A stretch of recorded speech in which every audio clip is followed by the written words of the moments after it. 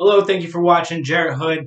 It's been a while since I did a video. I know. I'm going to do a Carson Wentz one. I'm going to do a Philadelphia one overall to get back in the swing of things. The reason it's been a while is because my regular job, when it snows, is one of the only times that we really have to work very hard and a lot of hours. Not that I don't work a lot of hours other times, but the most physical demanding is when we have snow. And probably mentally, honestly, because, long hours does stuff to you, right? So, anyways, and then I was just really tired, and then I got lazy when I did have a little bit of free time, so I didn't actually do one, and then I got to the point where I was like, should I not? But I should. I should absolutely do a video about Carson Wentz and the Eagles situation because it was big, and I had strong opinions about it, I still do.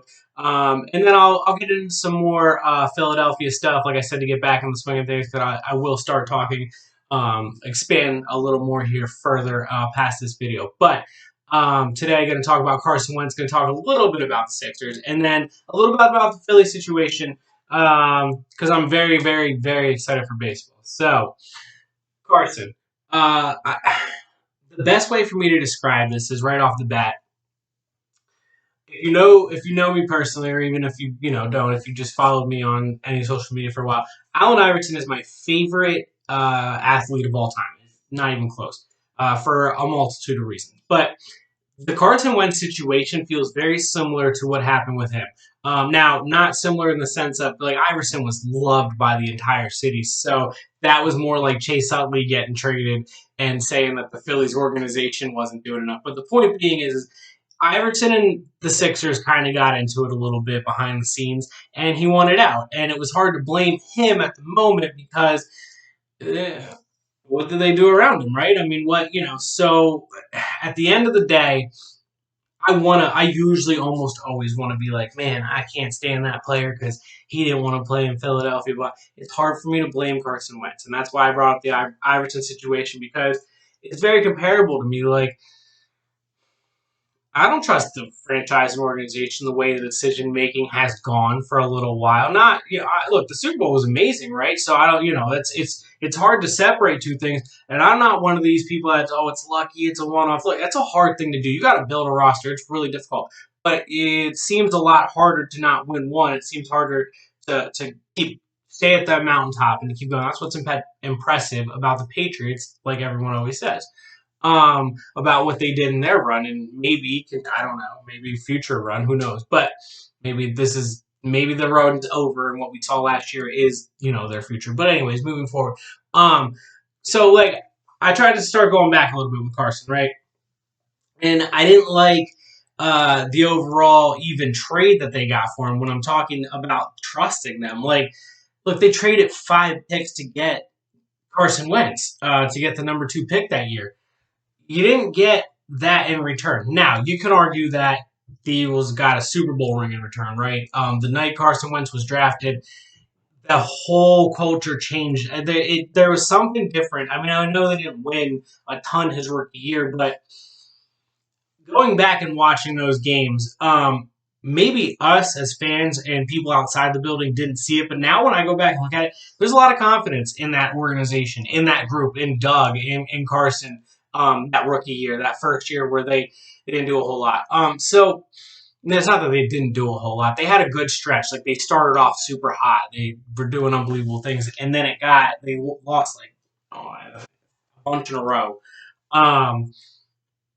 But even dating back to then, like, look, I'll say it. I think Carson Wentz is special. Like, he had last year was a bad year. There's no way around it.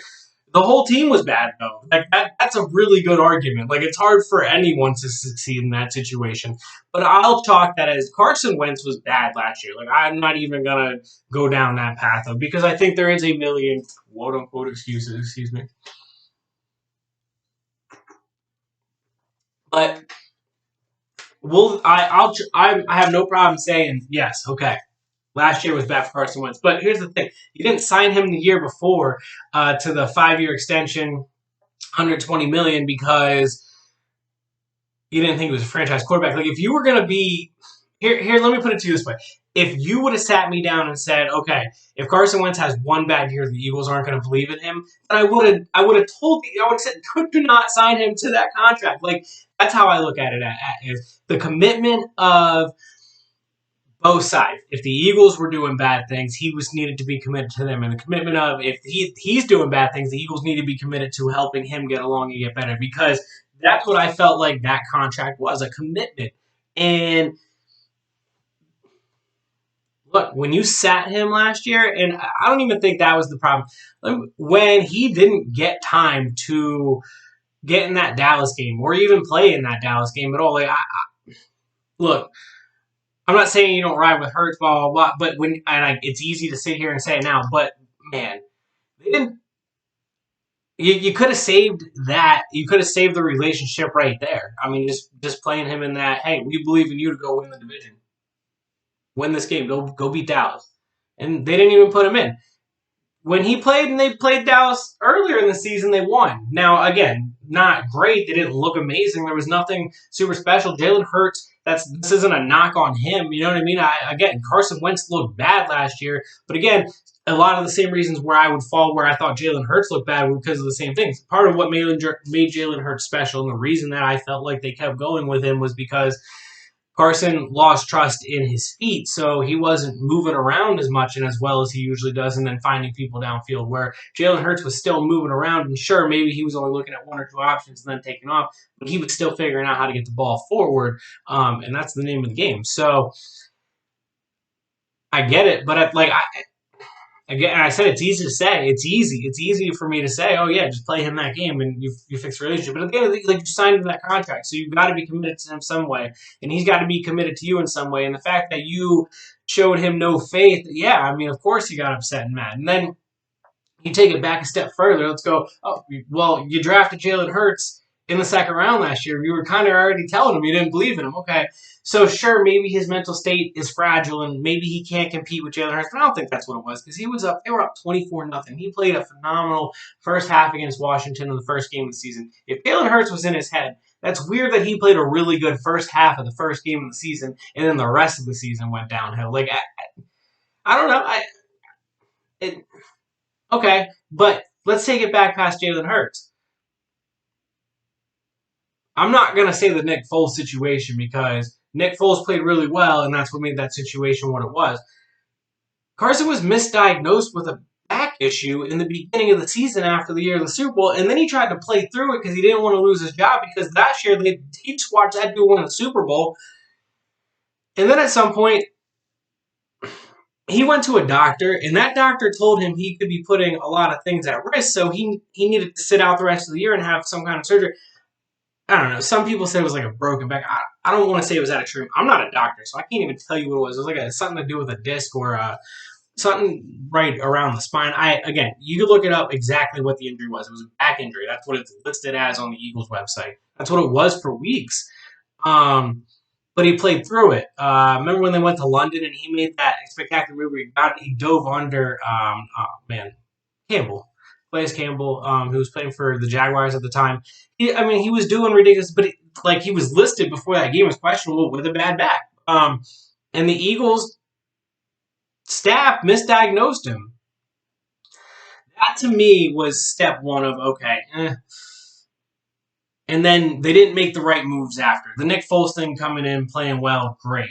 They made the right move on, we got to get rid of Nick Foles, and we got to sign Carson long term. Hey, right move. Did the right thing. But then right away you draft Jalen Hurts, so you bring that situation right back. Okay, well, especially when Carson, the year before, with Josh McCown as his backup, had a ridiculous 4-game run at the end of the season. Only quarterback, I think, to ever throw for 4,000 yards with not one receiver over 1,000 or 500, whatever. He is the fastest quarterback in Eagles history to 100 or 110 touchdowns. He through 68 games, which is his entire Eagles career. He has the best numbers through the first 68 games of any. I mean, that's McNabb, Jaws, Randall, my favorite Eagle of all time, Randall Cunningham. It doesn't matter who you put up there. The first 68 games in an Eagles uniform, Carson Wentz had the best of them, and it's not really particular close in most categories. different era. That's a fine argument too. But I was sold on Carson Wentz because of his talent. I mean, go back to that rookie year when I was started this conversation and went to a million tangents since. The play that sold me was they were in Seattle. It was a game they lost. He rolled out. He was going towards the sideline, and it was like the Patrick Mahomes playing the Super Bowl, where Mahomes was falling and he hit the guy right in the mask, like 30 yards downfield. Carson was like 35, 40 yards downfield, and he hits Aguilar right in the hands, and Aguilar took it for a long gain. But it was the same exact throw. I mean, he was literally, his body was like, he was running, and then he was like right here, and the ball, incredible talent, and he showed definitely a bunch of things before that back injury. Since the back injury, I'll admit it's had a hard time finding his footing at times. But he had that crazy December last year, so I was like, all right, he's back. Up until not this past season, the season before, the year they made the playoffs, and he got hurt against the Seahawks. That season, there wasn't like I couldn't point to like a loss where I was like, man, that was Carson Wentz's fault. Then you get into that season, not last year, the year before. The Vikings game wasn't good.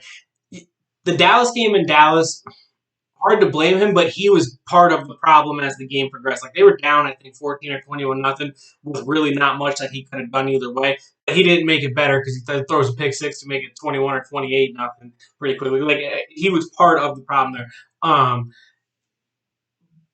So you could start to point to him, and then last year, I mean, again, look, the interceptions in the second half weren't great, but that was right, like literally, offensive lineman went down, and he started playing that bad in the same series. Like it was right on line with each other. While he had the full complement of offensive line in the first half, he looked incredible. That's the story of anybody, and I guess that's why I was like, man, if you're gonna give up on him like this, so frustrating. And really, like at the end of the day, you want stability for your franchise. Like Carson Wentz as a franchise quarterback was great because it was stability. I didn't have to worry. I used to say it when I lived in Ocean City. I used to say it to Ravens fans all the time. I used to get in arguments with Ravens fans because this is back in the days of like Kevin Kolb, and maybe they're a little past Kevin Kolb at this point probably, but you know what I mean. Mike Vick had a little bit of a run, but it was past prime Mike Vick, and I loved his tenure in Philly, but I wasn't expecting a 10-year run. The Joe Flacco argument I used to have was they used to be so mad that that the Ravens fans, their quarterback was Joe Flacco. And I was like, what? What? They used to complain and complain and complain. I mean, you have no idea what it's like over here in quarterback cycle. Like it's terrible. If your team doesn't have a quarterback, it's the worst. And I'm not saying the Eagles right now don't have a quarterback.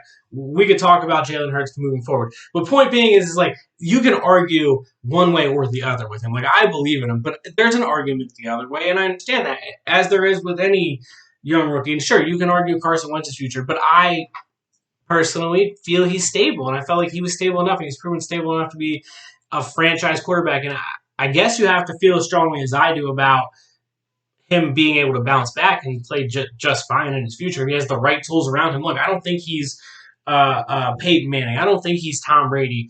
I don't even think he's really Patrick Mahomes. But if you have the right tools around him, yeah. I mean, I think he can do what you need him to do. I think he can win football games like Joe Flacco did with the Ravens and get to the Super Bowl and win a Super Bowl. The Eagles picked him over Nick Foles for a reason. Like again, Nick Foles, good quarterback, proven you can get to Super Bowl, but like not stable or the word has escaped me. Not consistent, I guess, enough to be the guy, to be that franchise quarterback. And so stability is just like that's why I said the word stability. It's just a big thing. And for me, of course. I mean, there's stupid mock drafts going around that aren't real, that have zero insight or understanding, saying that the Eagles are going to draft a quarterback. I'm not saying it's out of realm, but like it's just like, yeah, that's scary. Like that, I don't want to be in that cycle. Like that, I'm okay. Like the Eagles were in a huge negative cap situation going into the season. It was totally fine because, yeah, most of that cap was probably it was Carson Wentz. So I was like, all right, whatever. Now you're in a terrible cap situation, and it's like that's Carson Wentz is the reason you're in a bad part. Like you don't even have man, it's just frustrating on a lot of accounts. And to get into Howie, like, do look, it was time to fire Andy when Howie fired Andy, right? I don't think anyone's going to disagree. But Andy Reid has proven if you would have gotten rid of everybody in the entire building except for Andy Reid, he would have went to a couple conference championships, a couple Super Bowls, and maybe won one, right? Because he did it. Like he literally just went to a whole new building and did that. So like, all right, that's not really. Sure, I would agree. At the time, it felt right to do it, even though like even I was like heartbroken. I was like, man, this sucks. I fire Andy Reid. Like, but again, understood. But it's still something that I think you can hold against him, right? All right, you don't want to hold that against him. That's fine. There is a trend, though, right? He lost his power to Chip Kelly. Him and Chip Kelly got into a power struggle pretty early in Chip Kelly's tenure. He won the struggle back, but Chip Kelly and him couldn't work together. They couldn't get along. They were like it was a struggle. It was a power struggle, right? Okay. Doug Peterson comes in. Again, I will give Howie credit. When he had 110% control, I mean, a lot of it was Chip's roster, but they won the Super Bowl. Okay. But again, it turned into a power struggle. So, like, is this a Howie thing? Like, could have you just gotten two bad coaches since Andy that, not bad coaches, because I would never call Doug Peterson a bad coach. Could have you just gotten two guys who are not satisfied with just being the head coach? Like, they want to be the GM and head coach. And look, that's where that's the direction of a lot of sports in general, if you want to talk about that. I mean, but not everyone's Bill Belichick, and I still personally like the structure of GM and coach. Now, how you want to handle the who picks who and who picks who when to play and who to dress, that's got to be better than what it sounded like it was between Howie and Doug, to be honest. But I couldn't tell you the best way to do that, and that's got to be difficult because if you want to be like a Doug Peterson who wanted to be like a Bill Belichick, if you want to be that, it's going to be hard then to be like, yeah, Howie, you decide who dresses this week. Like, nah, maybe, again, I don't know. I don't want to get into that. It's a whole conversation that is even hard for me to really process properly. So to explain properly is probably not good. I joked about them maybe drafting a quarterback. Look, I don't believe that's really in the realm of possibility. I personally believe a lot of the mock drafts that you see in general written by these writers. Now, I'll give Mel Kiper. When you look at Mel Kiper's grades on players, they're great. When you look at where he has them being drafted, it's usually not great because he's dialed in, but he's not dialed into the NFL. Like they need an offensive tackle. They're going to take Mac Jones. Oh, well, there's a quarterback thing happening in Philadelphia. You know what I mean? Like that. Like they're going to take a quarterback. Like, nah, look, they're most like the Eagles. Most likely are probably going to take Pitts out of Florida or Waddle or Jamar Chase or wide receiver. I mean, I don't know, but maybe an offensive lineman. Like that's very possibility too because I don't know what's going on with Kelsey. But point being is like I think they go almost like even Asante Samuel Jr. Like I think they go almost anywhere except quarterback because you kind of gotta believe in Jalen Hurts. Now, if there's a guy out there, like if they really love Fields, if there's a guy out there that they just, think is that next guy, then great. But then why did you draft Hurts last year? And I don't like the cycle that it puts them in. As an Eagles fan, I'm cool with rolling the dice with Hurts for a year. You want to bring in a Cam Newton or a Tyrod Taylor or Josh McCown. I mean, he's not going to fight for the beginning, right? Fitzpatrick, right? He's also probably not going to fight for a starting job. But you want to bring somebody in that's going to fight for a starting job, maybe. With Hurts, I'm cool with it. But I'm really also okay with just going with Hurts because I look at Hurts made a bunch of NFL throws last year. I'm not worried about. I thought in college. I mean, I said it before. I thought that the Eagles got a steal when they drafted him where they drafted him. I just didn't think the Eagles needed to draft a quarterback in the second round. Like I'm a huge Jalen. I was a huge Jalen Hurts fan in college. I've talked about it before how he's been the stepping stone of Alabama's offense, going from pretty mundane to what they are today. And they are not even a running quarterback, but they used Davis the way that they used Jalen Hurts. They used their running back the way that they used Jalen Hurts as a running quarterback. And then they used their quarterback the way they used Jalen Hurts as a thrower, and now they expanded their offense so much. That's neither here nor there. I wish the Eagles were like Alabama, right? No. The last thing I'll say about Howie, Nick Sirianni better be a good coach, right? um, it's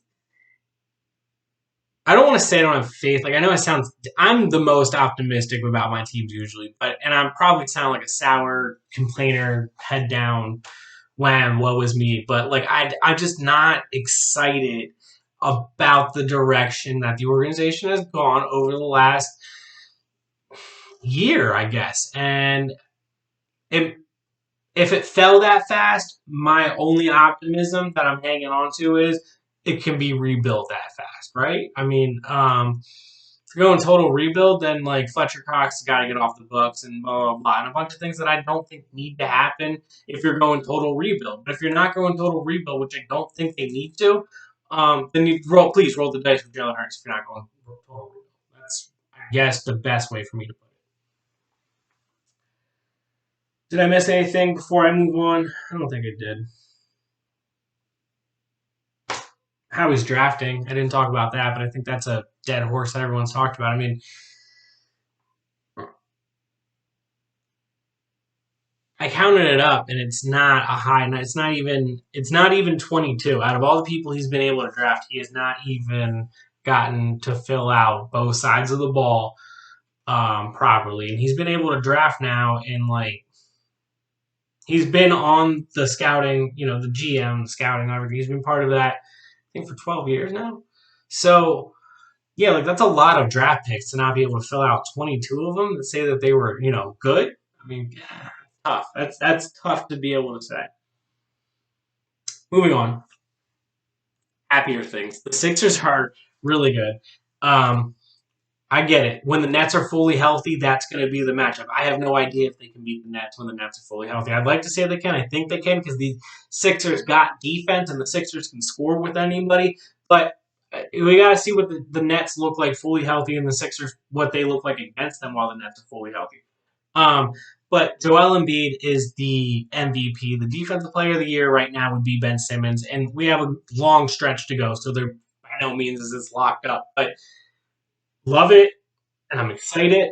I've talked about how I was wrong about the coaching in the NBA because Doc Rivers has done wonders. The bench, look, sure, I would like a little more help off the bench too. The bench numbers are like some of the bench numbers they've ever had since Ben and Joel have been in the league. So that the process, I'll call it, since the process started. So as they call it, not me, I can't take credit for that. But so that's as a Sixers fan, awesome. I mean, you can't. I'm excited for where this particular season can go with this team, and the playoffs are different beats for every organization and every duo and every whatever you want to call it, but in every year and every team. But so I hate to just say I want to fast forward, but I felt like that for a couple weeks now. I just want to fast forward to the playoffs. I'm just ready to see what they can do in those moments because that's going to be really telling about future. Probably it really is. I mean, can these guys get deep, or is it like that loss a couple years ago in Toronto? There's nothing they did wrong. They could have won that game 7. If they win that game 7, they maybe beat the Bucks. And if they beat the Bucks, they win the championship that year. Like because Golden State was depleted, so they were that close, only a couple years ago. So I have faith in these two being the guys and that can really sustain it and get that championship and be what the process was set out to be. So I'll throw the Flyers in there quickly. Great weekend last weekend, 2 shutouts. They look good. I mean, the Flyers they're not first in the division, but they're pretty high up in the division. They're playing some better hockey. Got to figure out how to beat the Bruins. That's been probably the biggest struggle. By the time this is up, the game will probably start. But beat the Penguins, right? Like go Flyers. Unfortunately, I hate to say unfortunately, but unfortunately, Crosby's out with the COVID situation. I don't know if he was in contract chasing or if he tested positive or whatever, but the rivalry is just more fun when he plays. It just is. It is. I mean, I know he scores on Flyers like every time, but I don't know. I like them at full strength, and the Flyers have played them pretty well for the most part over the last couple years. This year, they played them really well so far. Last thing I'll talk about is the Phillies. 2 situations going on with the Phillies, right? Like the back end of the rotation, probably going to be the left-hander. Now he's slipping my mind. Is it more? I don't think it's more. But there's like three guys that are up for that. I don't think Nova's gonna get it. I do think the left-hander's probably gonna get it, but they might not. The Phillies might not just go with 5-man rotation. They might go with a 6-man rotation, or these five guys pitch, these 5 days, and then Nola, Wheeler, um, Eflin, and then these two guys, and then Nola, Wheeler, Eflin, and then two different guys. I mean, they Spencer Howard. There's a couple combinations that they can do throughout the season. Spencer Howard's probably going to be on an inning limit because of his injury last year. Like to see him get back to throwing hard. I mean, that's what he did before he was with the Phillies. But he had surgery right before the season last season. Pitched with the Phillies last year in the big leagues, but was throwing like I think they clocked him like 4 or 5 miles an hour lower than usual. So if he can get that back, that'd be big. Look, I look at it this way: the Phillies right now only have one pitcher from the system, and that's Aaron Nola from the Phillies farm system, and that's Aaron Nola. So, like, it's hard. I'm almost kind of rooting for Spencer Howard to be the guy, and this season to be the guy because you gotta figure out how to get that pitching stuff better to winning championship. Tripping over my words. I'm trying to get out the right thing to say. Like a good 5-man rotation is good, but they brought in Wheeler, and so it's Nola and Wheeler. The fact that Nola's really good really helps this, but even just like Nola and Howard, it'd be nice to have one more guy that came through the system to be on there because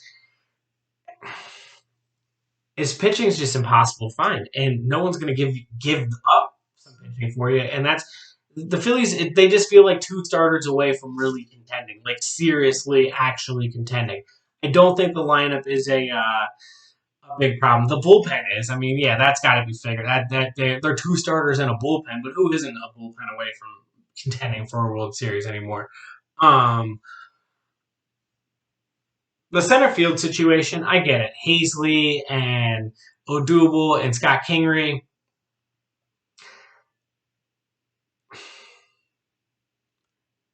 I'm a second chance guy, but I'm not necessarily like when in these situations when the players beat their wives and girlfriends and whatnot. I usually don't want to give those players a second chance. Luckily, none of those players have really had to play for any organization I root for, so I've never had to like. I've always wondered what it would be like if one of a player that happened to was playing in the colors that I support. But how would I feel? But it sucks that Odubel's going to be probably the starting center fielder. He's the most talented out of the four guys going for it right now. I think Hazley is good, but um, Odubel's got the most talent if he's anywhere near what he was before the suspension 2 years ago. The Phillies did the right thing. Didn't bring him back when they could have brought him back. Made him sit a full season last year when they could have brought him back again last year. But new GM, new manager, so I guess it should have been expected that they're going to be bottom line, and it's an up in the air. It's a debate, and sure, I hope somebody beats him out. I'm not rooting for Odubel Herrera to win that spot, but I just feel like out of the guys that he's going against, he's way more talented than those guys. And if we're going to base it off just that, which at the end of the day, that's what gets wins, and that's the only reason he's in this competition in the first place. Most likely, it makes me believe he's going to be, batting sixth or seventh and playing center field on opening day.